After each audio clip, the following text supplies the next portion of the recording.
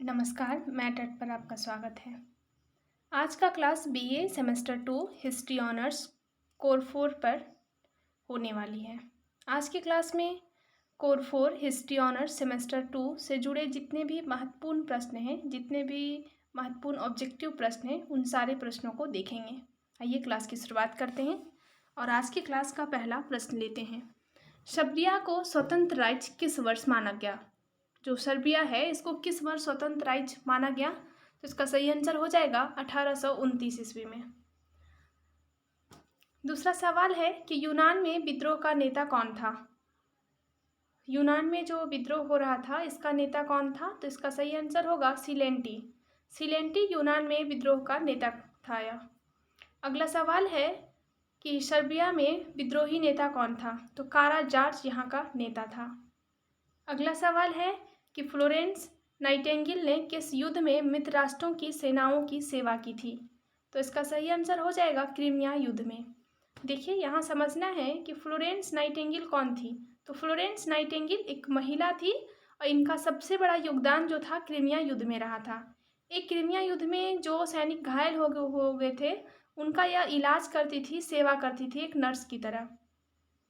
जब डॉक्टर चले जाते थे तो सैनिकों का सारा देख रेख फ्लोरेंस नाइटिंगेल करती थी। तो इसका सही आंसर हो जाएगा क्रीमिया के युद्ध में इन्होंने सेनाओं की सेवा की थी। अगला सवाल है कि बर्लिन की संधि किस वर्ष हुई?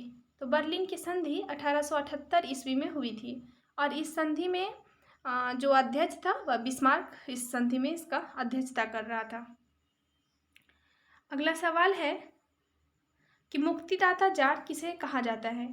तो मुक्तिदाता जार रूस के जार को कहा जाता है और रूस का जार कौन? अलेक्जेंडर द्वितीय को। तो मुक्तिदाता जार किसे कहा जाता है? तो अलेक्जेंडर द्वितीय को। अगला सवाल है कि रूस में कृषि दास प्रथा का अंत किसने किया? तो रूस में कृषि दास प्रथा का अंत अलेक्जेंडर द्वितीय ने किया, क्योंकि इसे मुक्तिदाता जार के नाम से ही जाना जाता है। तो कृषि प्रथा का अंत किसने किया? तो अलेक्जेंडर द्वितीय ने।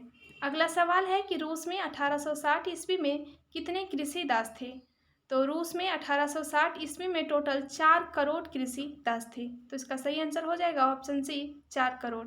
अगला सवाल है कि अलेक्जेंडर द्वितीय ने न्याय में सुधार कब किया? तो अलेक्जेंडर द्वितीय ने न्याय में सुधार 1862 ईस्वी में किया।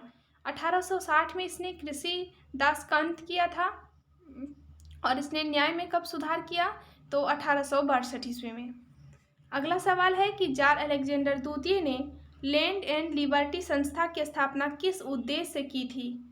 तो लैंड एंड लिबर्टी संस्था की स्थापना पूछ सकता है किसने किया था? तो इसकी स्थापना अलेक्जेंडर द्वितीय ने किया था। जो कौन था? तो यह रूस का जार था। और क्यों किया था? तो क्रांति की भावनाओं का दमन करने के लिए इन्होंने लैंड एंड लिबर्टी नामक संस्था की स्थापना की थी। तो क्रांति की भावनाओं का दमन करने के लिए। अगला सवाल है कि बिस्मार्क की नीति का मुख्य उद्देश्य क्या था? तो बिस्मार्क की नीति का मुख्य जो उद्देश्य था वो फ्रांस को एकाकी रखना चाहता था। तो इसका सही आंसर हो जाएगा ऑप्शन ए, फ्रांस को एकाकी रखना। अगला सवाल है कि त्रिराष्ट्र संघ में कौन सा देश नहीं था? देखिए त्रिराष्ट्र संघ का मतलब 3 राष्ट्रों का संघ।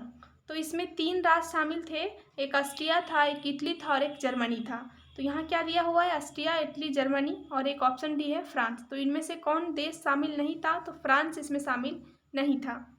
अगला सवाल है कि 1879 ईस्वी में बिस्मार्क ने द्विराष्ट्र संधि किस देश के साथ की थी?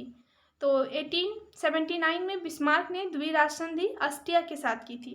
तो ये 2 राष्ट्र कैसे हुआ? एक तो खुद बिस्मार्क जो कि जर्मनी का था और एक खुद ऑस्ट्रिया का कौन था? तो ऑस्ट्रिया की साइड से किया था यह। तो ऑस्ट्रिया और जर्मनी दोनों मिल गया तो ये कहलाया क्या? द्विराष्ट्र संधि। तो 1879 में बिस्मार्क ने द्विराष्ट्र संधि की थी ऑस्ट्रिया के साथ। अगला सवाल है कि त्रिसम्राट संघ 1872 में किस देश का सम्राट शामिल नहीं था? अब 3 सम्राटों का संघ बना था 1872 में। इसमें शामिल था जर्मनी, रूस और ऑस्ट्रिया।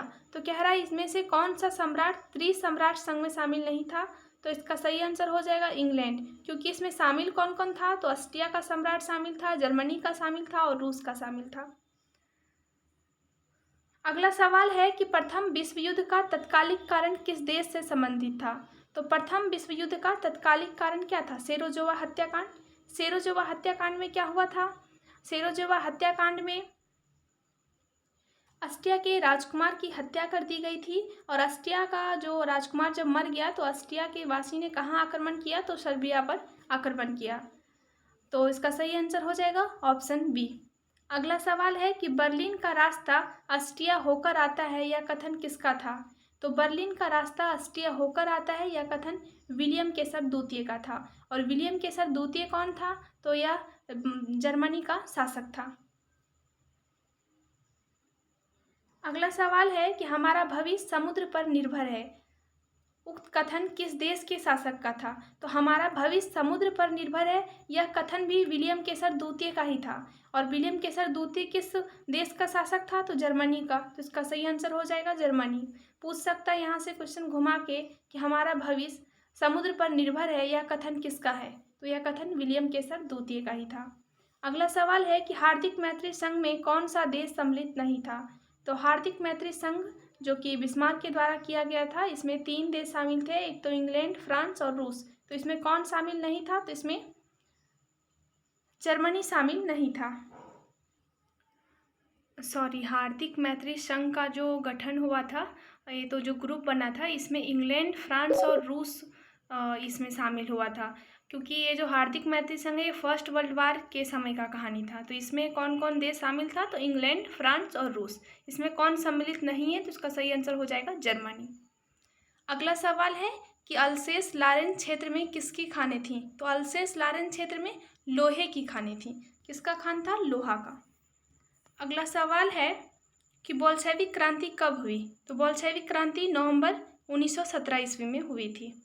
अगला सवाल है कि मार्च 1917 ईस्वी की क्रांति किस शहर से प्रारंभ हुई थी? तो मार्च 1917 ईस्वी की क्रांति, जिसे रूसी क्रांति भी कहा जाता है, यह पेट्रोग्राड में हुई थी। पेट्रोग्राड में। अगला सवाल है कि क्रांति के समय रूस की राजधानी कहाँ थी? तो 1917 की क्रांति के समय रूस की राजधानी पेट्रोग्राड थी। अगला सवाल है कि 1917 में अखिल रूसी सम्मेलन किस माह में हुआ? तो 1917 में अखिल रूसी सम्मेलन जून के महीने में हुआ था। अगला सवाल है कि बोल्शेविक क्रांति के समय या इसके पश्चात, बोल्शेविक क्रांति के पश्चात सरकार का अध्यक्ष कौन बना था? तो बोल्शेविक क्रांति के पश्चात जो रूसी सरकार का अध्यक्ष बना था, यह लेनिन बना था। तो इसका सही आंसर हो जाएगा ऑप्शन सी, लेनिन। अगला सवाल है कि विजय आनंद के नीचे चिंता के स्फुट स्वर सुनाई दे रहे हैं, यह कथन किसका है? तो यह कथन E.H. कार का है। किसका? कार का। यहाँ शॉर्ट में लिखा हुआ है कार, इनका पूरा नाम था E.H. कार, जो एक इतिहासकार थे, एक विद्वान थे। अगला सवाल है कि पेरिस शांति सम्मेलन का उद्घाटन किस देश के राष्ट्रपति द्वारा किया गया था? तो पेरिस शांति सम्मेलन का उद्घाटन फ्रांस के राष्ट्रपति द्वारा किया गया था। अगला सवाल है, यहाँ सवाल में ना प्रधानमंत्री होना चाहिए, किस देश के प्रधानमंत्री, क्योंकि पेरिस शांति सम्मेलन का उद्घाटन किस देश के प्रधानमंत्री द्वारा किया गया था, ऐसा होना चाहिए। तो लेकिन इसका सही आंसर फ्रांस ही होगा, फ्रांस। अगला सवाल है कि वर्साई की संधि किस देश के साथ की गई थी? तो वर्साई की संधि जर्मनी के साथ की गई थी। अगला सवाल है कि सेंट जर्मेन की संधि किस देश के साथ की गई? तो सेंट जर्मेन की संधि अस्टिया के साथ की गई थी।